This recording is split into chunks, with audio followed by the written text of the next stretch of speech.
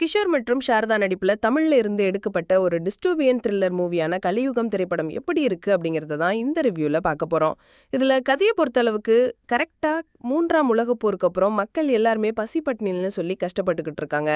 இதுல முக்கியமா உணவுக்காகவும் நீருக்காகவும் மக்கள் அடிச்சுக்கிட்டு இருக்கும்போது இது எல்லாத்தையுமே தன் வசம் படுத்திட்டு இருக்கக்கூடியவங்கள ரெசிடென்ட்ஸ் அப்படிங்கிற மாதிரி கூப்பிடுறாங்க.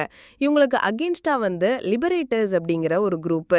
ஸோ இவங்க கிட்ட இருக்கக்கூடிய எல்லா வளங்களும் எல்லாருக்குமே சமம் அப்படிங்கிறதுனால அவங்கள எதிர்த்து வந்து பார்த்தீங்கன்னா போராடிக்கிட்டு இருக்காங்க. அந்த கும்பலை சேர்ந்தவர் தான் நம்ம கிஷோர்.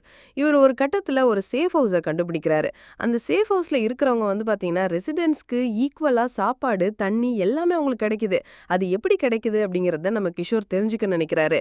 அதை தெரிஞ்சுக்க நினைக்கும் போது என்னென்ன விஷயங்கள் நடந்தேறுது அப்படிங்கிறது தான் இந்த படத்தோட one of the highlight scene அப்படின்னே சொல்லலாம். இந்த படத்தை பொறுத்தளவுக்கு இந்த படத்தோட டைரக்டருக்கு இதுதான் ஃபர்ஸ்ட் படமா. ஆனால் ஃபர்ஸ்ட் படமே ஒரு சேலஞ்சிங்கான டிஸ்டோபியன் த்ரில்லர் பார்த்தீங்கன்னா எடுத்திருக்கிறாப்ல. அந்த டிஸ்டோபியன் வேர்ல்டை சூப்பராகவே கொண்டு வந்து அமைச்சு கொடுத்துருந்தாரு.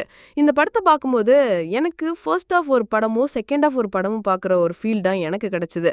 ஃபர்ஸ்ட் ஆஃப்ல ஒரு நல்ல டிஸ்டோபியன் வேர்ல்டை வந்து பார்த்தீங்கன்னா கிரியேட் பண்ணிட்டு செகண்ட் ஆஃப்ல கண்டென்ட்டே மாறுது. இதில் சேஃப் ஹவுஸுக்கு நம்ம கிஷோர் வந்ததுக்கப்புறம் அதுக்கப்புறம் ஒரு 3 கதாபாத்திரங்கள் மட்டும்தான். அதுலேயுமே கிஷோர் போயிடுவாரு.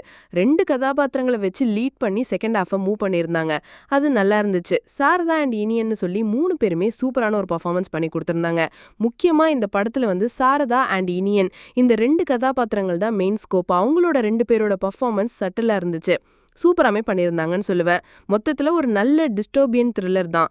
ஆனா எதிர்பார்த்தது ஒண்ணு கிடைச்சது ஒண்ணு அப்படிங்கிற மாதிரி தான் இந்த படத்தோட கிளைமேக்ஸ்லாம் இருக்கும்.